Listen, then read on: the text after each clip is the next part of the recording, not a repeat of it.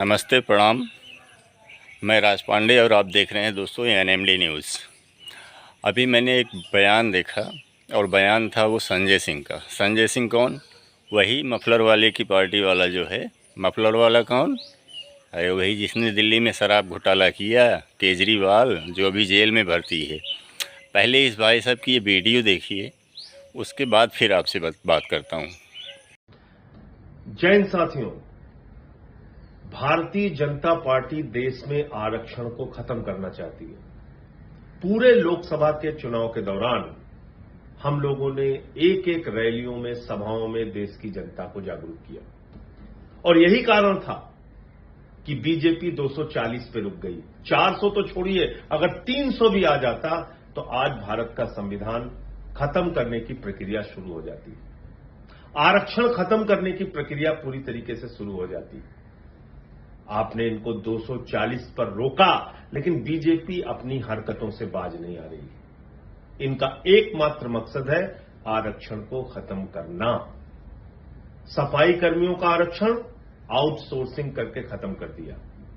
Security guards की नौकरी अलग अलग जगहों पे आउटसोर्स करके सरकारी जो नौकरियां मिलती थी खत्म कर दिया। चपरासी की नौकरी, क्लास 3 की नौकरी, क्लास 4 की नौकरी सरकारी विभागों में आउटसोर्सिंग के नाम पे खत्म कर दिया। एक सबसे बड़ी नौकरी थी। तो देखा दोस्तों आपने, जैसे ही चुनाव आया वैसे ही संविधान खतरे में पड़ गया। आज ये दलित की बात कर रहे हैं और ओबीसी की बात कर रहे हैं। क्यों? क्योंकि अभी चुनाव आने वाला है दिल्ली में और इनको मालूम है कि ये दिल्ली में चुनाव नहीं जीतेंगे। क्यों नहीं जीतेंगे? क्योंकि गर्मियों में वहाँ पानी नहीं, बारिश के टाइम पे वहाँ पे जगह जगह पानी भर गया, जिसमें बहुत सारे लोग मारे गए। तो अब ये जनता के सामने क्या मुँह लेके जाएंगे?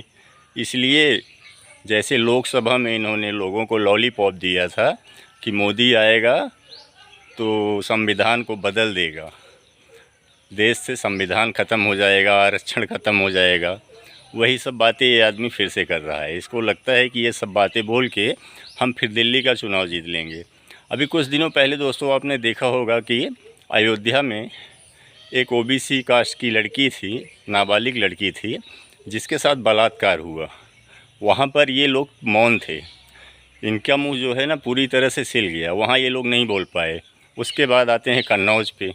कन्नौज में एक लड़की के साथ बलात्कार होता है, तब भी ये चुप, इनके मुंह से एक भी शब्द नहीं निकला। उसके बाद बरेली में अभी हाल के ही दिनों में वहाँ पर बांग्लादेश बनाने की बात हो रही थी। वो भी दलित लड़की थी। उसको बोला गया कि तुम इस्लाम कबूल कर लो, अगर नहीं कबूल करोगे तो हम बरेली को बांग्लादेश बना देंगे। उसके बाद 2024 का सबसे नृशंस जिसको आप बोल सकते हैं, जिसको निर्भया 2 का नाम दिया जा रहा है, कोलकाता रेप कांड, उस पर भी ये लोग एकदम मौन हैं। क्यों? क्योंकि वहाँ इंडी गठबंधन की सरकार है, ममता दीदी बैठी हैं, जो कि बंगाल को उन्होंने छोटा इस्लामिक राज्य बना रखा है। उस पर ये लोग नहीं बोलते हैं। जो संजय सिंह है उस पर नहीं बोलेगा, लेकिन जैसे ही चुनाव आया और इसको मालूम है कि हम लोग जीतेंगे नहीं, तो ये तुरंत संविधान को लाया, आरक्षण को ला रहा है। इसकी अभी एक क्लिप मैं और लगाता हूँ, वो भी आप लोग सुन लीजिए।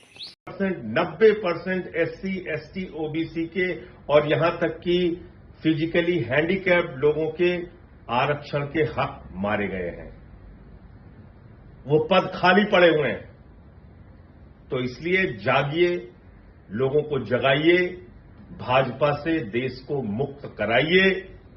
जब तक बीजेपी रहेगी, आरक्षण और संविधान खत्म करने का खतरा बरकरार रहेगा।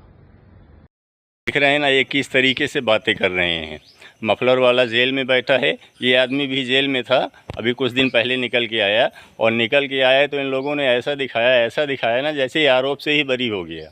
ये घोटालेबाज लोग दुनिया के सबसे बड़े झूठे लोग हैं, जो संविधान, जब इनको चुनाव याद आता है तब इनको संविधान याद आता है, आरक्षण याद आता है। अरे पहले काम करो ना, जहाँ पे तुम्हारी गवर्नमेंट है, अगर तुमने वहाँ पे काम किया होता तो तुमको संविधान और आरक्षण के बारे में बोलने की ज़रूरत नहीं पड़ती। लोग अपने आप तुमको वोट देते और जितवा देते। तो दोस्तों, इन सब लुच्चे लोगों से, लफंगे लोगों से सावधान होकर आप को जो समझ में आता है कि देश का विकास कौन कर सकता है, दिल्ली का विकास कौन कर सकता है, आप उन्हीं को वोट कीजिए। राष्ट्रहित में वोट करना है। इसी के साथ आपसे मिलेंगे फिर अगले वीडियो में। तब तक के लिए जय हिंद, जय भारत।